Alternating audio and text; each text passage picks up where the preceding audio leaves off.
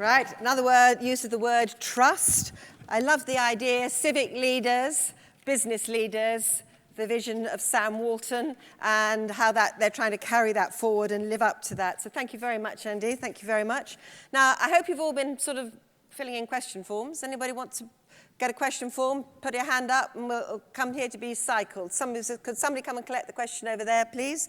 Whilst we're collecting in some questions, I've just got a couple of things I wouldn't mind posing to the panel. You all come across as being mighty passionate about what you do and what you're trying to achieve in your business. And I want to know how you get that passion across out into the boondocks of your business. It's all very well in headquarters and inspiring the people who are in your immediate circle around on your floor in the business, but how do you communicate your passion, your vision, this agenda across multiple units or worldwide enterprises? So perhaps somebody, maybe Richard II, I'm going to call you, there we are. You've got a massive empire, lots of units scattered to the four corners. Go for it. Yeah. This is not my mobile phone, but it's somebody's. It's one of ours. It's not mine. No, it's not mine either. But, look, I think as a chief executive or a leader of any business, you clearly have an obligation to direct the organization, to engage the organization, to inspire the organization, and that's part of your job. But I think what I would say in this arena is that, yes, I am passionate about it, and I think it's an interesting idea. I'd love to talk to you more about having crazy people on the board. I have a couple of crazy people on the board, but not for that reason. But I think for a lot of people, certainly my generation, that it is just an integral part of how you think about life now and how you think about business, and that's almost how you've been brought up. So you can make a statement to people around the company, but what I think works better and actually what is more relevant and real, and I tried to talk a bit about it in my few words, is that in our business, it comes from the bottom up. And we had some great ideas around CR at the corporate centre, and they didn't get traction. I'm looking at two of my colleagues here who've given it traction in the business, and the reason it works so well around the issues I talked about at the academy, shelter and storm and so on, is because that's what people in our businesses did. So when we talked about where we were going to focus our efforts in IHG, it's because that's what was already going on in our business. Mm-hmm. And I think, therefore, you become almost a channel for what's already happening as opposed to trying to impose your view on the organisation. And Cressy, from the small business's point of view, the passion of the founder, the passion of your mission, as you grow, how are you going to sustain that and those values? I think for us, it's definitely, again, transparency. And it's also the fact that I will always do the things that I love. We are growing almost too quickly at the moment. And the first role and one of the first jobs that's going to come in is going to be a CEO. It's going to be someone who takes over managing the business, because I am going to be in the landfills where I am meant to spend my time. And the fact that I'll always be dragging the waste home and cleaning it myself, I think shows everyone that we work with and the journalists and the people who come to stay with us and to visit. I mean, we've had, I think, 16 journalists in the last 6 months, and most of them have stayed in our house because they're fascinated by the fact that our house is filled with waste and made of waste as well. It's just that we live our values, we're very transparent, our hearts are on our sleeves, and no job is too small or too unimportant for me to tackle myself. Okay. And that's how we generate and inspire the trust that we've got. By the way, she's modelling the products, in case you hadn't noticed. Can I just move on and pick up really what Tony said and say, so what are you going to change dramatically in your business if you're going to be here in 20 years' time with, Tony's point, tremendous resource scarcity challenged by a rising population? I think, I mean, there's two things in our business. The growth of online retailing is changing the shape of business. And the pace of which that is moving is I think, it is surprising everybody. I don't think just our business, I think the industry. And retailers like Amazon have fundamentally changed the shape of the way in which online retailing is working. And of course, then the smaller businesses which are moving in faster. But I think that the word transparency and information flow is what is probably the biggest piece of change that we're grappling with in terms of how much transparency. And of course, we're very, very close to the consumer. but realizing and taking a lead position on creating even greater levels of transparency than we would have considered even 2 years ago. And I think that's something that will only gather in momentum. So whether that's about pricing, whether it's about safety, whether it's about employment, I think it just continues to gather more and more momentum. And those businesses which stay ahead and keep a very transparent organisation will be those businesses that succeed. Okay, thanks. Questions are now coming in thick and fast. Very current question. Today's Twitter, this is one for you, Richard, number 1. Very passionate plea from senior Goldman Sachs employee to refocus the bank's culture to what's best for its clients, equals community. Do you agree with this employee that the culture needs change? You probably haven't seen the Twitter. Haven't seen the Twitter, but I'll answer the question. Good man, thank you. Absolutely. We're a service organization, a service-based organization. We're always going to reflect the world that we live in, and we're going to reflect our client base. And we have to be there to support service and work with our clients to get them what they need. Our business is all about unlocking the potential for economic growth through providing finance, through connecting people to opportunities on a global basis. If we, my colleague here from McDonald's made the point earlier, if you lose touch with your customers or you lose touch with your client base, you're not going to have a long-term sustainable business. We've been in business for over 140 years, and we intend to be in business for the next 140, and that's going to be driven and centered absolutely around our client base. Okay, thank you. Another question. McDonald's talked about learning from what wasn't working.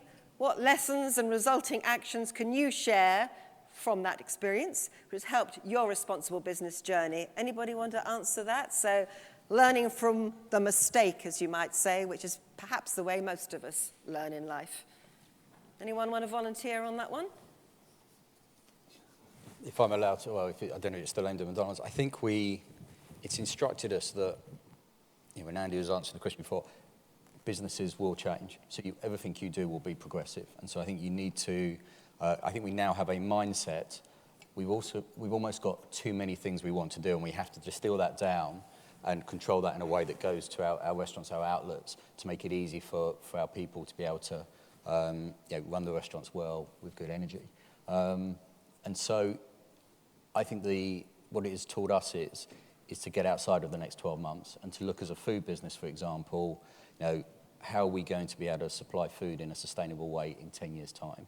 I think there's some inevitable pieces that you want to achieve. I think in this country with the infrastructure, how you get to zero waste to landfill is an incredible challenge that you want to then just be able to progressively address and then be able to scale. And so I think for our journey, I think it instructs our mindset and I think the last word that comes into our business is complacency now, because you always want to think about what is the next change and what is the positive change and how does that feel with the commercial reality of running your business. Okay, anyone else want to talk about learning from the mistakes? What's put you on the road on this direction? I would just say that, those businesses that don't learn from the mistakes probably aren't going to be businesses for very long. So, and there's plenty of businesses out there, or not out there anymore, that haven't learned from the mistakes, whatever agenda issue it might have been driven by. We've got many that we will have learned from over the years. Yep. Okay, any other comments about that? Actually, it's quite an interesting point because I'm researching one of the speakers for tomorrow afternoon, and he started off in a company, Lucas, which employed 80,000 people and is no more because they didn't change. They didn't learn about the changing environment. Now, it's inevitable, ladies and gentlemen, there are lots of questions about pay, executive pay. So guys, come on, cough up, tell us your views, give me your view about what your organization's doing about executive pay. Are you guys all paid too much? What is fair pay, fair reward in your roles? Come on, spill the beans, please. Should I start this one? Go on, you're going to be really controversial, so go for it, Kirsty. No, I don't think I would be controversial. I think it is incredibly difficult to attract amazing talent, and one of the ways that companies do that is through pay. And the best talent is very mobile, and I think it must be incredibly difficult for companies to not pay very big salaries. That said, You've just got a job on all their boards. No, but our point of view or our perspective is that our mission is first. So we do what we do for the love of it and for the sheer joy and excitement of it. And if your business model is about that, then it's easier to compensate people in more creative and interesting ways. Okay, Richard?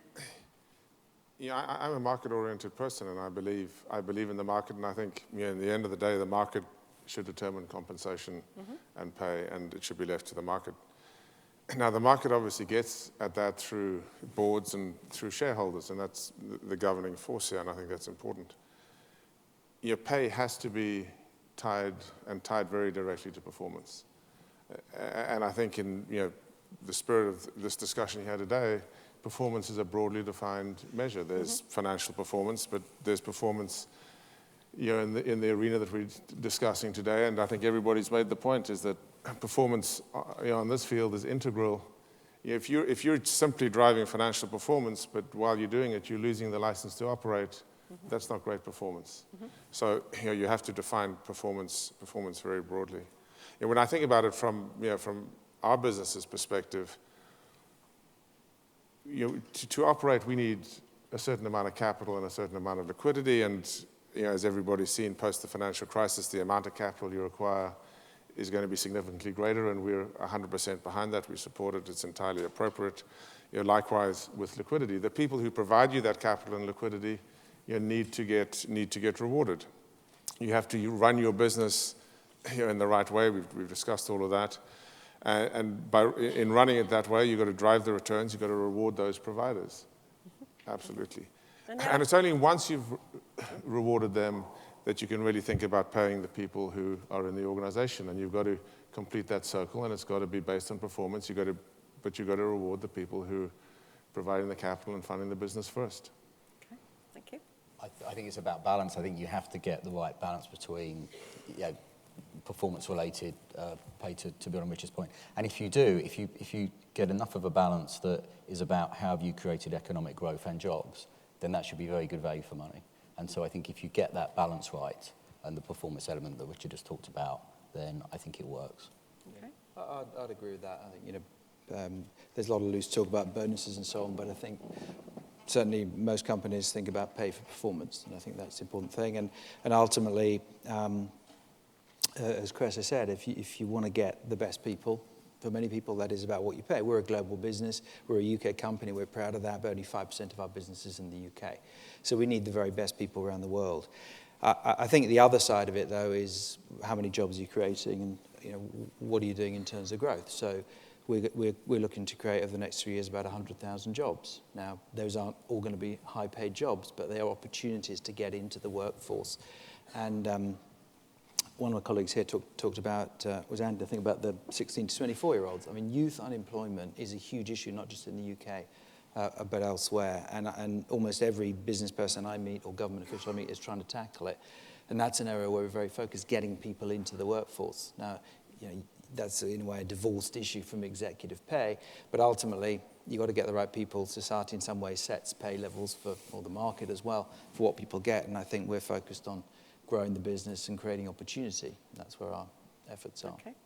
We have a fistful of questions also on a topic which we've touched on a bit, which is really about long-term sustainability. So Gavin McNaughton of Core Credit Group, his question is, the UK has a reputation for short-term investment. Sustainability requires long-term. How are you going to get permission from the markets to do this? Another one from Andrew Cassie of BT. What vision does the panel have for life and society and business in 2050? And what do we need to do to get there? And how do big business transform when this requires a long payback period? Panel, wisdom. I think the market is right on this. We have, as part of our equity research capability, we have a specific group that's focused on something which we call GS Sustain, Goldman Sachs Sustain.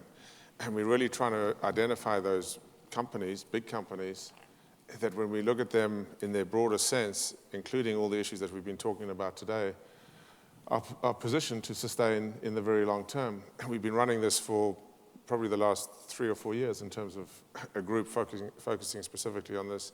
And if you look at the companies that we've scored most highly in the totality over this period of time, they're also the companies who've performed best from a share price performance return perspective. So I think it's entirely compatible to have long-term sustainable strategies and to have those rewarded by the equity market. And I think the evidence proves that.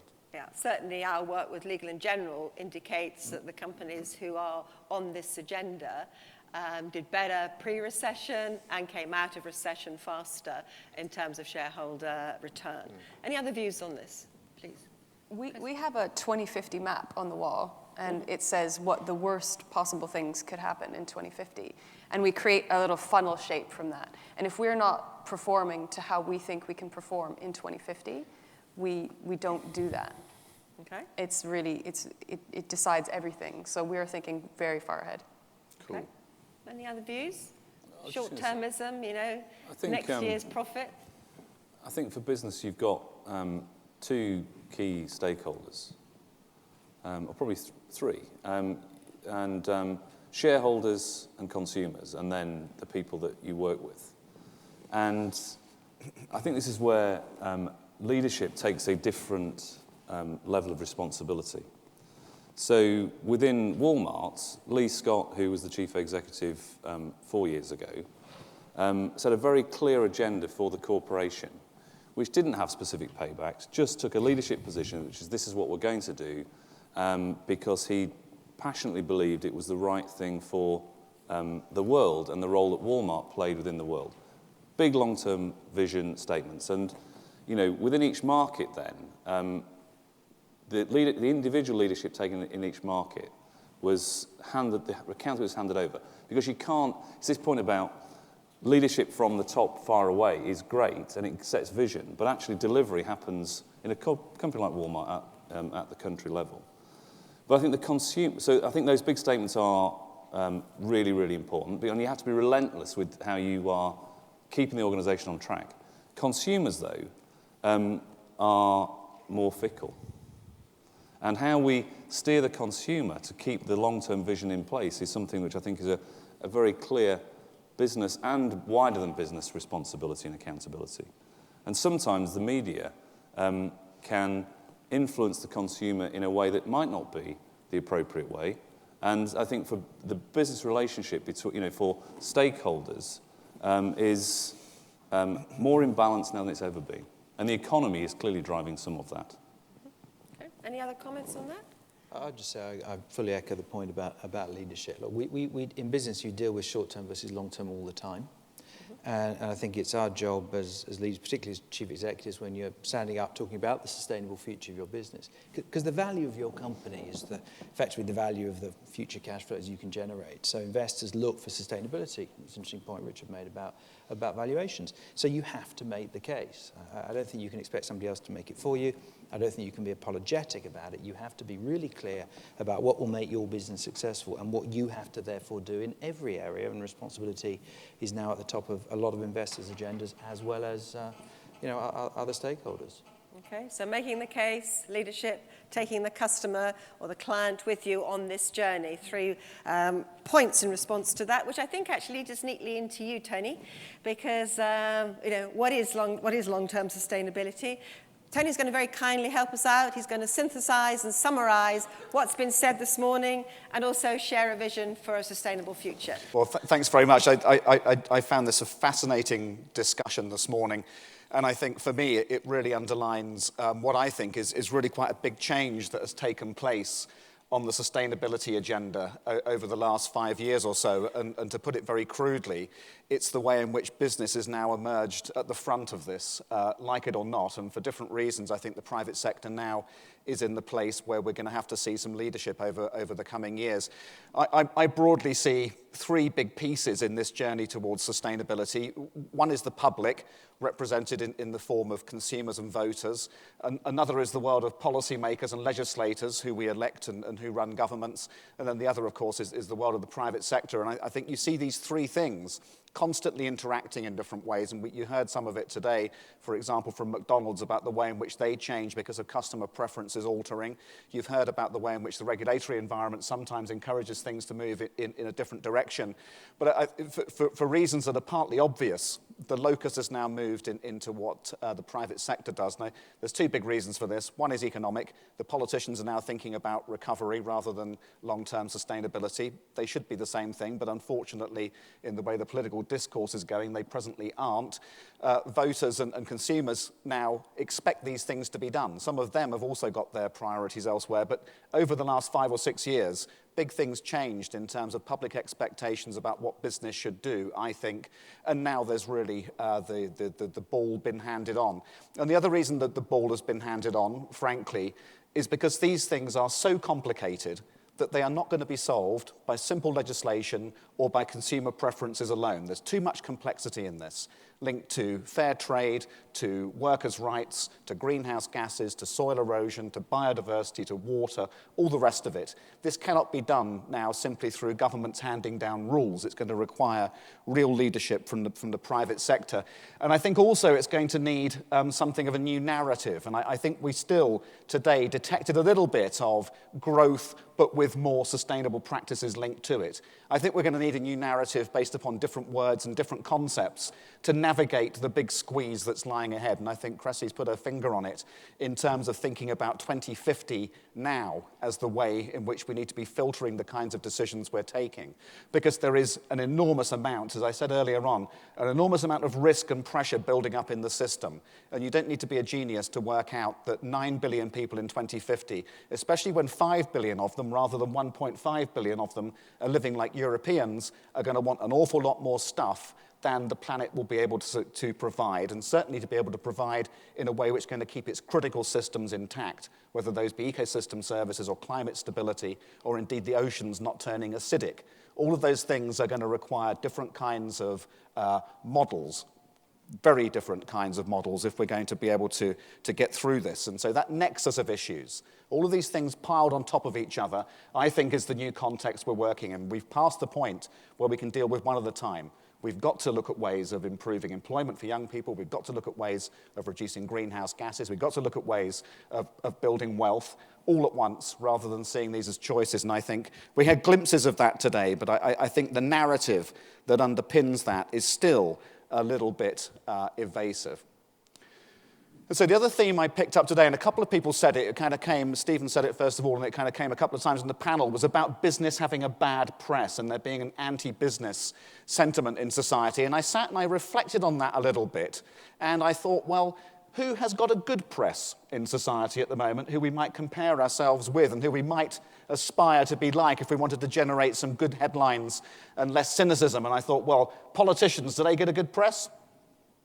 Not really. Most politicians I speak to, they think the media treats them pretty unfairly. And then I thought about the media itself. We're living in this remarkable period now where even the media's got a bad press. If you think about Rupert Murdoch and what's going on with News International. And then I thought, well, who gets a good press? And I thought, well, actually, it's people who are genuinely and obviously behaving in the public interest for the greater good. And I think, well, a lot of the time, nurses get a good press. The armed forces get a pretty good press in this country. People acting in their community and standing up for the wider interests of people around them, they get a good press. And then we hear some of the things coming through the media about, how much people are being paid. And a lot of people who think they're doing really well for society, and I mentioned the nurses and teachers, they're not being rewarded in the same way as some others, even though they would say they're bringing quite a lot of talent to the table. And so there are some tensions there, which I think, it might be good to reflect on as business leaders and to be thinking about how it might be possible to get a good press, to create trust, and to be able to get into that better place, and to be thinking about some of the other actors who do this. And there were 3 words that came repeatedly in the conversation today, which I think might be the foundations of getting towards that better press and towards that less cynicism. So one was transparency. and being open in what you're doing and the way in which you're operating, so that people can start making an informed view about what you're doing and whether it is actually in the public interest. And if you're transparent, you get another T that comes, namely trust. That was mentioned an awful lot today.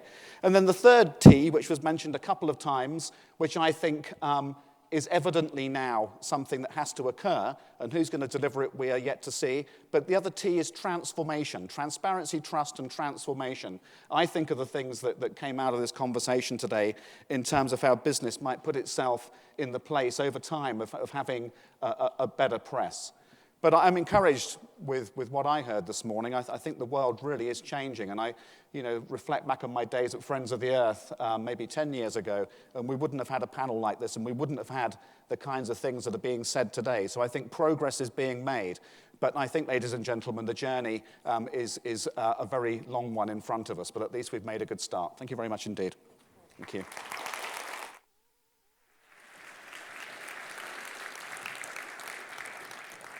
Well, a very elegant summary, Tony. You just seem to be sitting there absorbing it all. So it's a very, very inspirational way of sending us towards coffee. On your behalf, ladies and gentlemen, can I thank all our panel for giving up their time, for putting the effort in, and for sharing, and for being open, transparent, and in a sense, in their own ways, challenging back to all of us about what could we do too. So thank you all very much indeed.